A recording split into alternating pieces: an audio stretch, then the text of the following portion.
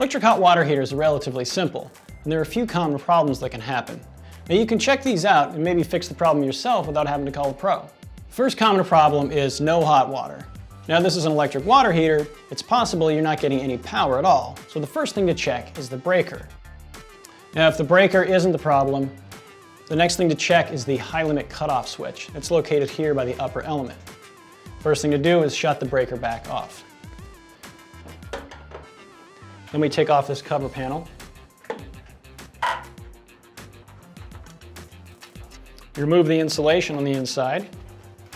The power's off and you don't have to touch any wires to press the button, but if you have to do any work inside of here, make sure you test it first with the voltage tester. Touch every wire to make sure there's no voltage before you get inside. Now we just put the insulation back in and put the cover back on.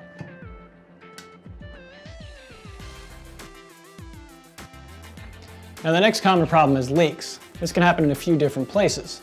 The heating elements can leak, and you can replace a gasket in there, and if that still leaks, you can replace the entire element. Another place it can leak is the TPR, or temperature, pressure, and relief valve.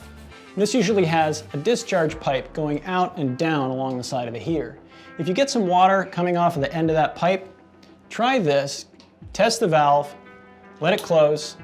If it still leaks, replace the valve. The tank itself can also leak. So if you see any corrosion on the outside of the tank, particularly near the bottom, it's time to drain the tank immediately and get the thing replaced. The third common problem is noises. Sometimes a tank will rumble or pop, and what that is caused by is sediment down near the bottom of the tank, and steam will get trapped underneath it, and as it's released, it makes the noises coming up through the tank. And the best way to solve that is to drain the tank to get rid of the sediment. If that doesn't work, you probably have to replace the tank. You've probably noticed that a lot of problems end up with replacing the tank. And the fact is, if your tank is 8 to 10 years old, it's probably better just to replace it anyway, because that's when big problems start to happen.